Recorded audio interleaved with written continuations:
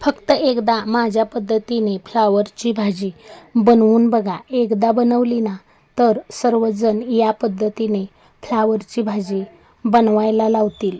एवढी खायला सुंदर लागते. तर चला रेसिपीला सुरुवात करूया.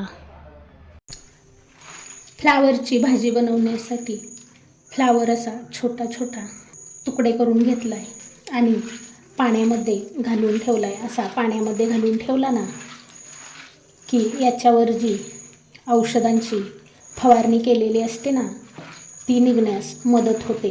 गरम पाण्याने जर फ्लावर धुतला ना तर मग फ्लावरची चव निघून जाते. त्यापेक्षा फ्लावर असा तुम्हाला ज्या साईजचा हवा आहे त्या साईजचा कट करून पाण्यामध्ये घालून ठेवा.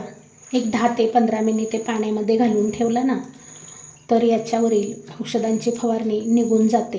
आणि त्यानंतर हा फ्लावर 3-4 पाण्याने स्वच्छ धुवून घ्यायचा आहे. गॅसवर कढई चांगली कडकडीत गरम करून घ्यायची आणि 2-3 चमचे तेल घालायचं. तेल चांगलं गरम झालं की मोहरी घालायची. मोहरी तडतडली की जिरं घालायचं. जिरं मोहरी छान तडतडली की इथे मी भरपूर कांदा असा रफली चिरून घेतला आहे तो घालायचा. एक मोठा कांदा चिरून घेतला आहे बरं का. आता हा कांदा थोडासा भाजून घ्यायचा. कांदा 1 मिनिटभर भाजून घेतला की जाडसर ठेचलेला लसूण घालायचा. 1 चमचाभर जाडसर ठेचलेला लसूण आहे बरं का. लसूण नक्की घाला आणि तो सुद्धा जाडसर ठेचून घाला म्हणजे ही भाजी खायला खूप सुंदर लागते. आता पुन्हा 1 मिनिटभर लसूण भाजून घ्यायचा. या कांद्यासोबत लसूण भाजून घेतला की लसणाचा फ्लेवर या भाजीमध्ये छान उतरतो. त्यानंतर आता पाव चमचा हळद घालायची.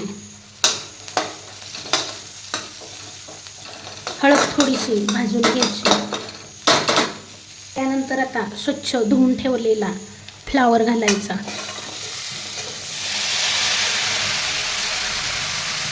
रफली चिरून ठेवलेला टोमॅटो घालायचा. मी तुम्हाला टोमॅटो आणि कांदा चिरलेला दाखवला नाही कारण हे सर्व दाखवत बसलं ना तर व्हिडिओ खूप मोठा होतो आणि व्हिडिओ बघायला बोर वाटतो. कुणी व्हिडिओ बघत नाही. आता हे छान असं मिक्स करून घ्यायचं. त्यानंतर 1 चमचाभर मीठ घालायचं. 1 चमचाभर कांदा लसूण मसाल्याची चटणी घालायची. बारीक चिरलेली कोथिंबीर घालायची.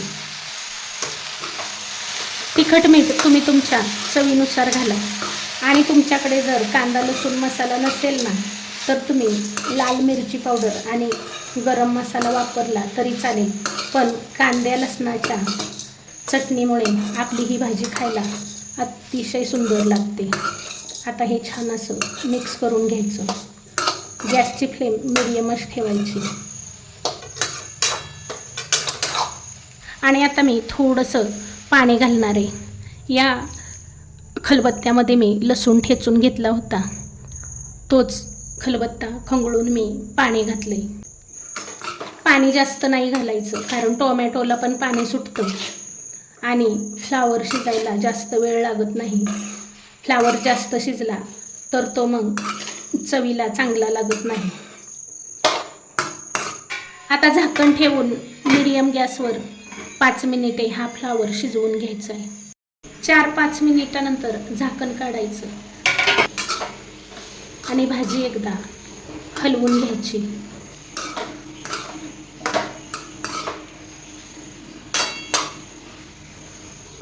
त्यानंतर आता याच्यामध्ये भाजलेल्या शेंगदाण्याचा कूट घालायचा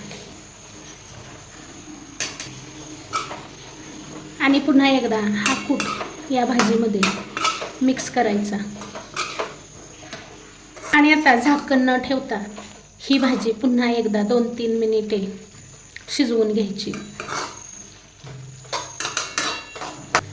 तर बघा इथे आपली मस्त अशी ही फ्लावरची भाजी तयार झाली. आता गॅस बंद करायचा आणि ही भाजी खाण्यासाठी तयार आहे. ही भाजी तुम्ही भाकरीसोबत, भातासोबत, चपातीसोबतसुद्धा खाऊ शकता. भाकरीसोबत खायलासुद्धा खूप सुंदर लागते आणि वरण भातासोबत तोंडी लावायला तर खूपच सुंदर लागते. तुम्ही अशी भाजी बनवून मिस्टरांच्या, मुलांच्या डब्यालासुद्धा देऊ शकता. अतिशय सुंदर लागते. तर तुम्हाला माझी आजची भाजीची रेसिपी कशी वाटली कमेंट करून सांगायला विसरू नका. रेसिपी आवडली असेल तर एक लाईक जरूर करा. चॅनलला याआधी सबस्क्राईब केलं नसेल तर सबस्क्राईब करा, सपोर्ट करा. पुन्हा भेटूया अशाच एका छानशा रेसिपीसोबत. तोपर्यंत बाय बाय.